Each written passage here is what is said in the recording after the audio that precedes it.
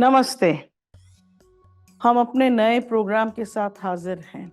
आज हम बात करेंगे well known social activist Father Cedric Prakash. तो आइए हम उनका स्वागत करते हैं। Welcome Father Cedric Prakash. Thank you for inviting me to be on your show. Right, thank you. So we've been, it's just the start of the new year, 2024, and there's been a lot of activity among the Christian circles in the last week of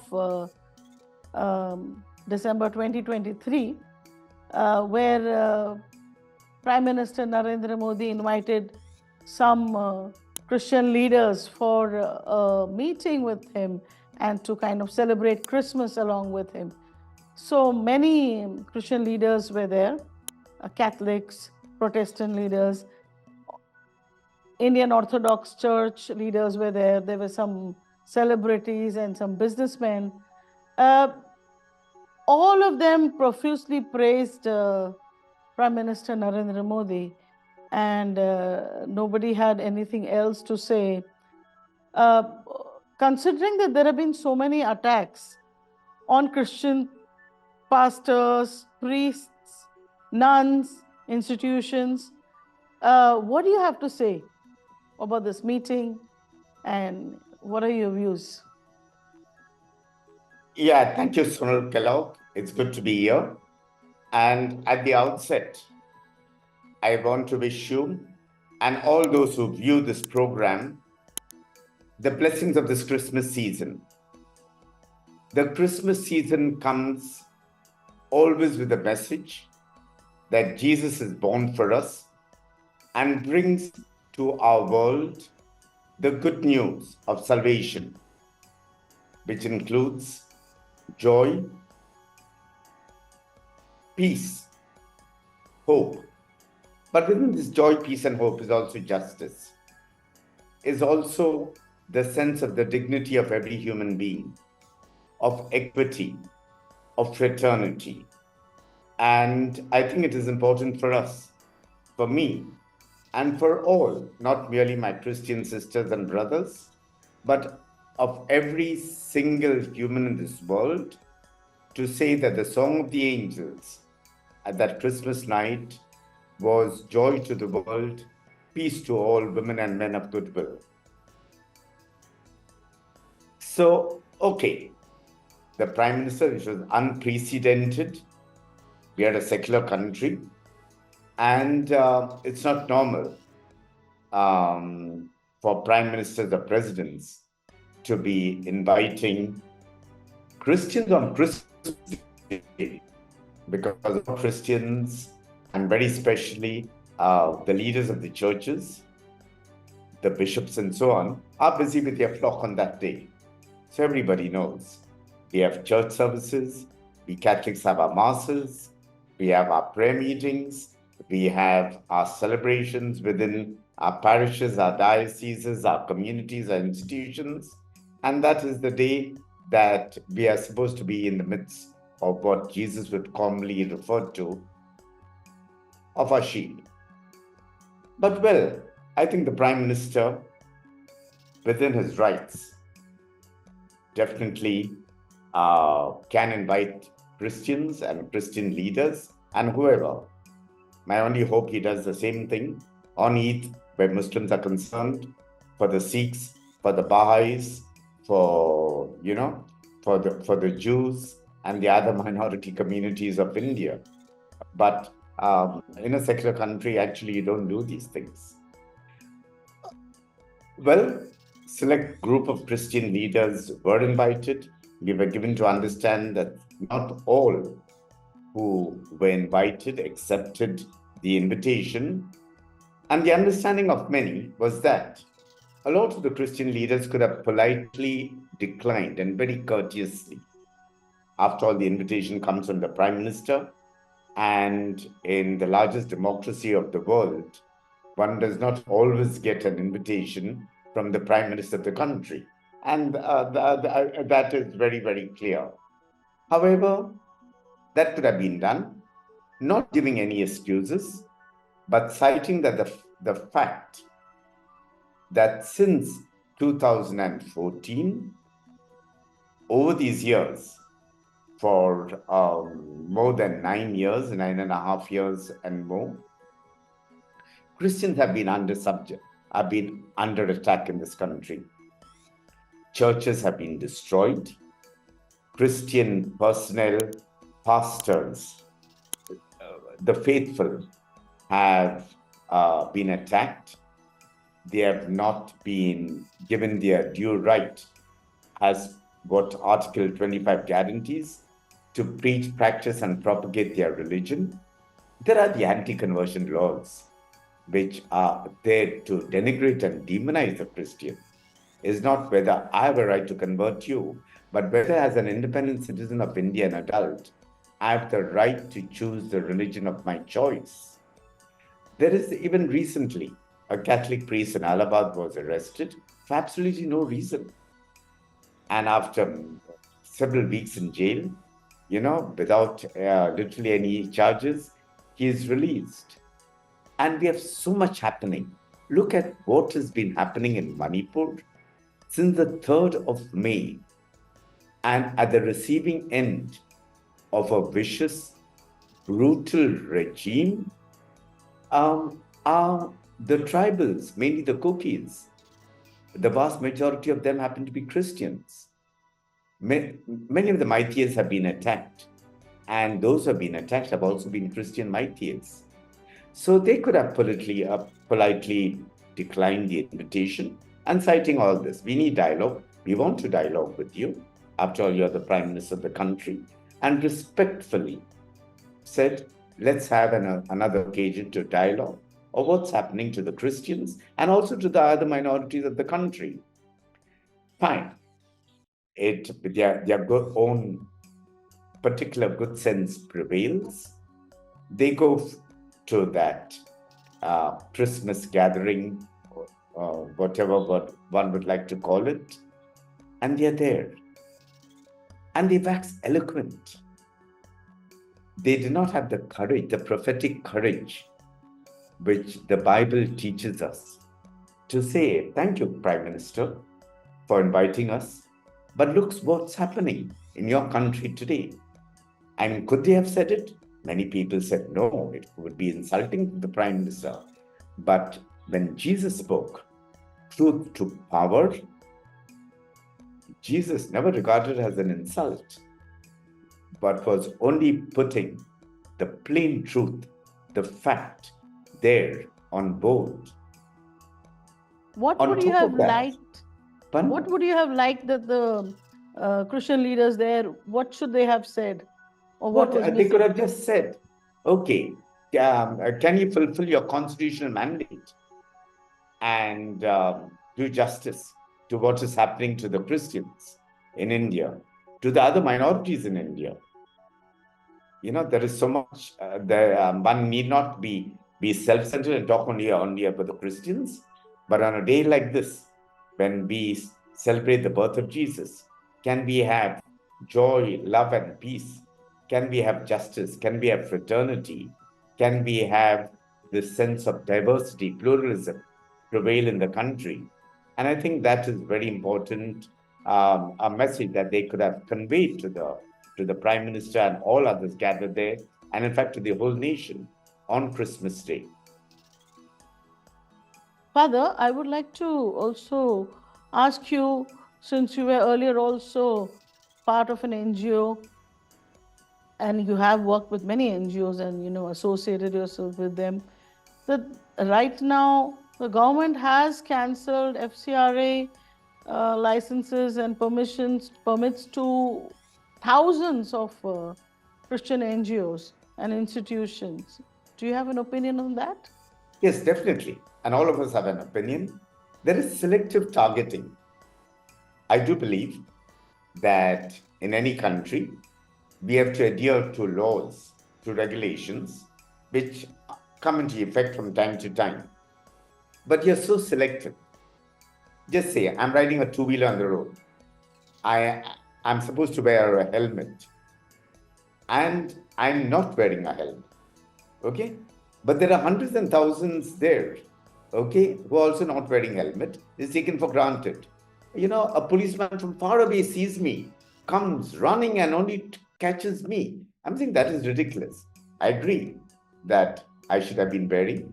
Now, adherence to the laws, including the FCRA, is important. And some organizations, including Christian organization, perhaps have not been faithfully adhering to it.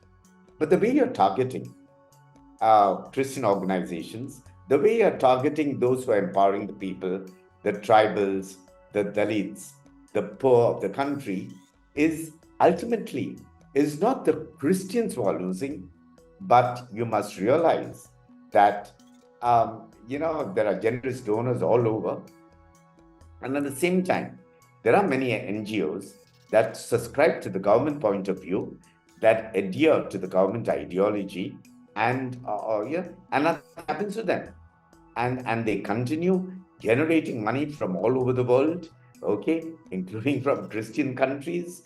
They use it for whatever building they want to build. They use it even for anti-minority work, and I think there is a lot of hypocrisy in this. It is important for us on a day like this to be able to reflect on why is the government targeting Christian NGOs, why is the government targeting those NGOs that take a stand on behalf of the poor and marginalized, their legitimate rights for justice in the country, for what is written in the Constitution. Yes. How do you see the Manipur situation? I mean, what the government should be doing, or hasn't the government done enough according to you? If not, what they should be doing? And where do you see it going from here? See, the Manipur situation could have been stopped long ago. I've worked for about 3 years in Manipur, in and out, as a consultant with various groups, various tribes there some years ago, not just now. And but it is so clear that the people who live in the hills, the tribals, the cookies, who are mainly, their sub-tribes, who are mainly Christians, have been the victims, have been the targets. I mean, it's there for all to see. It is true that Maithis too have been attacked, but a lot of the Maithis who have been attacked have also been Christian. This is significant. Now, how is that from the 3rd of May, when the Prime Minister was busy having his road shows in Bangalore in the wake of the Karnataka elections, till today, it's the 3rd of June, 3rd of January, I'm sorry, it's allowed to fester, to simmer, and nothing is happening. Say Manipur began, this current violence in Manipur began on the 3rd of May, 2023. It's more than 7 months now. Today is the 3rd of January. And I sincerely believe that the situation in Manipur could have been addressed, could have been amicably be resolved. There are the people who are living in the hills. These are tribals. These are people who are living there for centuries. You don't treat them as outsiders. That is their land. They are the forest people. They live there. They are the tribals. The vast majority are cookies and affiliated sub-tribes. And it so happens that for years, most of them are Christians. I've worked for about 3 years as a consultant some years ago in the whole of Manipur, in a kind of a conflict resolution program, working with many different groups and so on. And I believe the people of Manipur as a whole, are not necessarily prone to violence. Manipur is currently a very, very rich state. So what has triggered this? What about the role of local police in this? What about the role of the government in this? Why is that even the BJP members of parliament, MLAs, who belong to the Kuki tribe, have been treated in such a shabby and a shoddy manner? I think these are all relevant questions which need to be asked. People have been killed, they have been dishoused. It's very clear. The aim of the government is ethnic cleansing. There is a religious bent to this. We know that. And they want people out. The point is, if they wanted to resolve the problem, they could have immediately assured protection. The army was trying its best, we know that. And look, suddenly, several months later, that terrible video footage of the women being stripped naked and raped and so on come out with complete involvement of the people of the valley, complete involvement of the local police. Yes. And that was the only time the Prime Minister seemed to have said a few words, which has nothing to do with empathy or remorse. But the government has not taken a proactive stand, not said a word of remorse, condemned the violence, doesn't matter on whom it is, and brought peace into this troubled state. It's absolutely ridiculous. The whole world is speaking about. The UK Parliament has spoken about.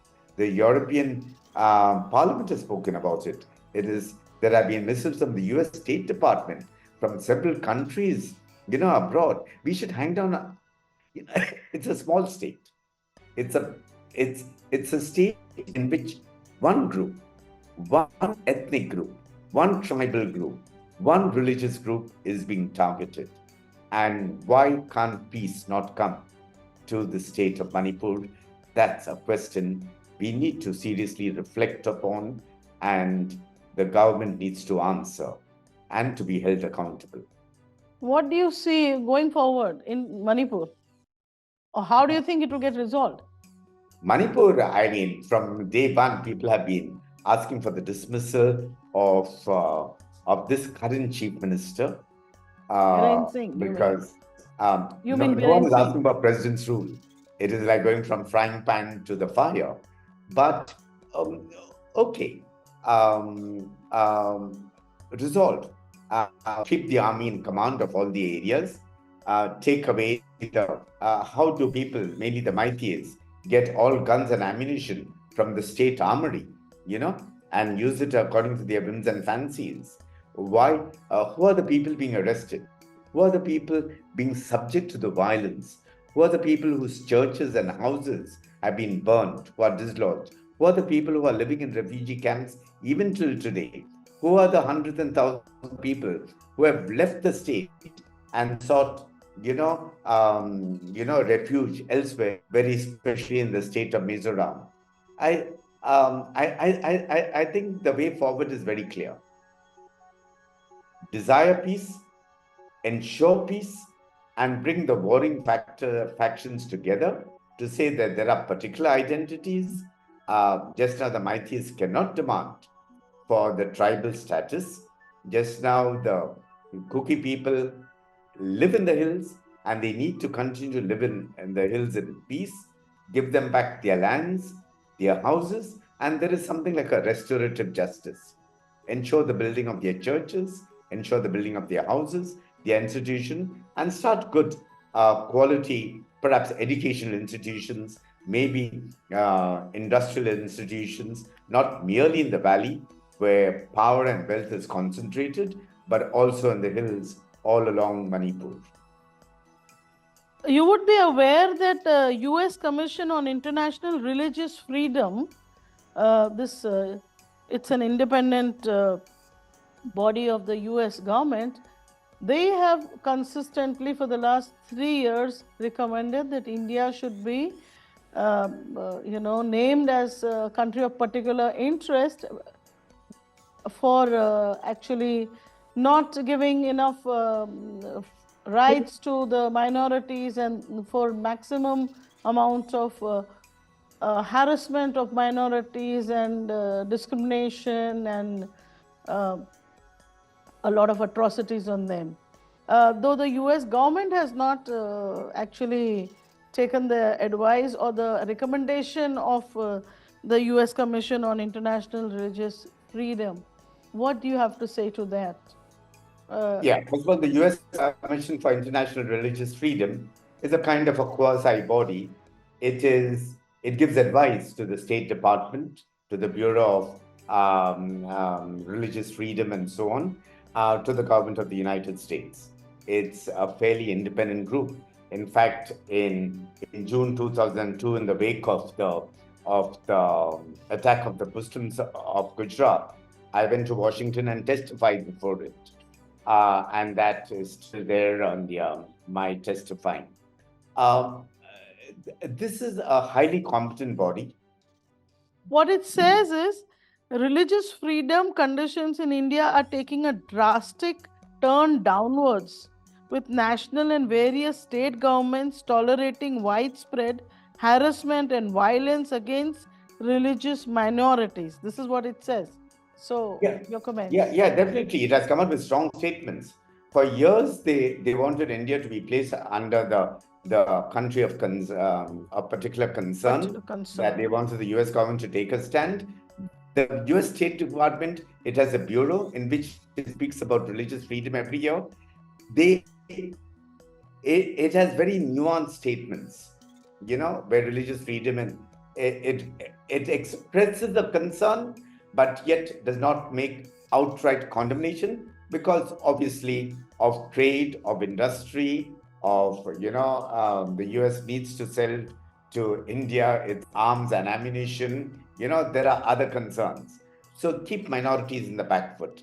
Keep what is happening to the Christians and to the Muslims on the back foot, on the back burner, literally.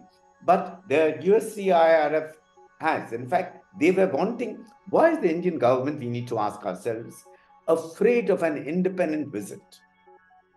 Allow a group to come. You have nothing to hide. Nothing. The Christians are telling lies. Okay, the Muslims so are telling lies. USCIRF had asked the government for a visit? Yes, several times, and they have been denied. They're not allowed to come to India. Okay. So these are independent bodies, and let them see things for themselves. And you are able to monitor. So most of the human rights bodies today, most of the watchdogs, even Amnesty International and so on, are not allowed to come into India. They will not get, there are some reports and so on that reach them from some kind of an Indian counterpart and so on, very serious researchers, academics, and so on. But that is not enough. If India was open, if India was truly a democracy and not becoming a fascist state, okay, India would have kept its doors wide open to say, come and see for yourself. Okay, who's telling the truth? Who's bluffing? And there are perhaps tendencies, maybe anywhere in the world, to exaggerate, maybe. But so why are you afraid of an independent group coming and seeing things for themselves? Allow them to go wherever they want. Allow them to see what is happening, maybe to UP today. In UP today, go and come and see what is happening to the Christians there, to the other minorities in the state, and let them assess things for themselves. If given a chance to come to India, they would like to come there tomorrow, in fact. In earlier, attacks were seen to be happening in rural areas, but last few years we've seen attacks in Delhi, in the capital, in several occasions, and even in other big cities, in Mumbai, in bigger cities, which was not seen earlier, and the violence has been escalating. So, your thoughts on this, and what do you see happening after the 2024 elections, and why do you think Narendra Modi, Prime Minister Narendra Modi, invited the Christians on Christmas Day? See, I mean, one cannot put, first of all, why he has done it and so on, but it's so obvious. Why do you suddenly call Christians? Okay? Why do you not take a stand against what is happening to the Christians in India in most parts in urban and rural India. And while definitely there are states which are more conducive to attacks on Christians, that is the BJP ruled states. These lumpen elements, these people who belong to the Sangh Parivar, to belong to the Prime Minister Modi's ilk, you know, have been going about with impunity, and because they know they are cloaked with immunity, nothing will happen to them. They take law and order into their own hands. They beat up people. In Madhya Pradesh, just before Christmas, there was literally a fiat on many of the Christian schools that you cannot celebrate Christmas. Okay? So Christmas is about the birth of Jesus, and one cannot definitely impose any religious festival on anybody. But things like Christmas trees and Santa Claus and so on, you have it in shopping malls all over. It during the season, these are happy items, but in a way, it belongs to the realm of commerce, to attract children, to attract people to buy things, to create this sense of camaraderie, a kind of a feeling of oneness and unity. So, I mean, everybody, has Santa Claus and Christmas trees and so on, while not putting a focus on the birth of Jesus, the Savior. Okay. But I mean, and what's wrong with that? What's wrong with that? Like hundreds and thousands all over India were on the streets on New Year's night, on 31st midnight. Now, this New Year is a Western New Year. It's a commercial New Year. And the people out on the streets were not Christians. Some Christians, definitely. A lot of Christians were in churches at Thanksgiving services. But these people belong to all walks of life. I don't even want to name any particular religious denomination or affiliation. Everyone feels that 1 year has gone, 2023, the most accepted calendar year for every single human being on this planet Earth, and a new year is beginning. So what's wrong in celebrating? Okay, this doesn't make you a Christian or a Westerner or whatever it is, or many other festivals which they constantly lambast, they derogate, just because they want to denigrate. They want very clearly to demonize minorities, in particular the Christians of India. It's part of a strategy. So you run with the hare and hunt with the hound. You show that you are there, and all the Christian leaders have come to celebrate Christmas with you. It's in the run-up elections, and nothing is happening to the Christians of India. Okay, and your ilk to continue to beat up Christians, attack the churches, voice false cases, take away the FCRA, have the anti-conversion laws, in the country today. I think, this is hypocrisy at its worst. Jesus definitely told us to love one another. Jesus definitely told us to forgive. Loving and forgiveness is the hallmark of a Christian. But Jesus also told us to take a stand for truth, for what is right, for what is just, and very specially, anything that happens to the least of my sisters and brothers, I need to be visible and vocal to stand up and speak out for them. So in that kind of scenario, the bishops, the archbishops, various top leaders were there, Christian top leaders were there, and nobody decided to take any stand for anybody, and were actually profusely praising Prime Minister Narendra Modi. The leaders of the world also must work for others' progress and development. Sir, thank you for all that you're doing for the country. Thank you all that you're doing for the Christian community. Well, thank you that all you're doing all over the world. God bless you. Happy Christmas once again. Which actually disappointed a lot of Christians, the common Christians. There's been a whole lot of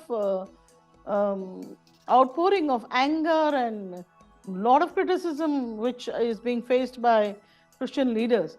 You would have wanted them to go and say something, or would you have be that don't go? What according to you, the optics matter or how? See, we all know the Prime Minister, how he uses every opportunity to his advantage. Not going for me would have been the best solution. The debaters, I've been talking to many people after that. How can one refuse when it comes from the Prime Minister? Of course, I know some people who have even refused the invitation, who have refused to go. And they can, okay? They don't publicize it. They don't want because, in a way, when they politely refuse, they would have given some excuse or the other, but they have done it with good reason. Those leaders, so-called leaders of the church, could have done it. And they could have given an excuse. I'm saying don't give an excuse. Be open, be transparent. Say why I cannot accept your invitation. We need dialogue. We need to celebrate Christmas. But Christmas cannot be celebrated in this atmosphere when Manipur is still happening. When people in India, Christians, even on the day of Christmas, pastors have been beaten up, in India. I mean, that's a shame.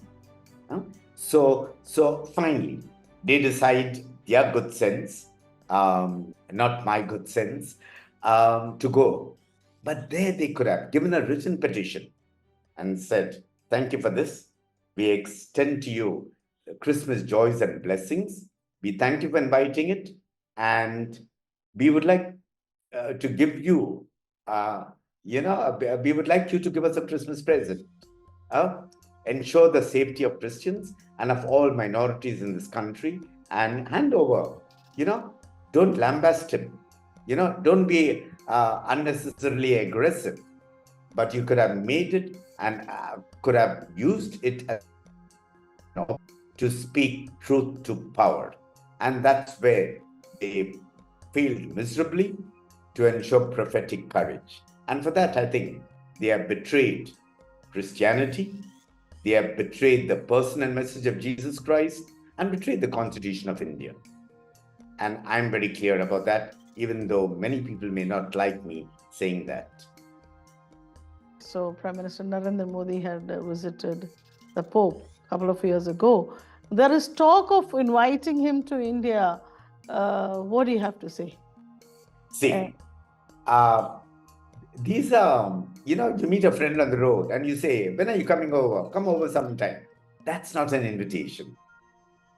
Between two heads of states, between governments, there is a protocol. The Pope's program is planned months and perhaps a year earlier. There has to be an official invitation of the government of India, not Prime Minister just going in, okay, and saying things. In fact, I met personally the Pope a little later, and the Pope, as a young Jesuit, I happen to be a Jesuit, the Pope happened to be a Jesuit, said his desire was always to come to India. And he would have jumped at the idea of coming to India, but the government of India has not invited the Pope till date, and in all likelihood will never invite the Pope to come to India.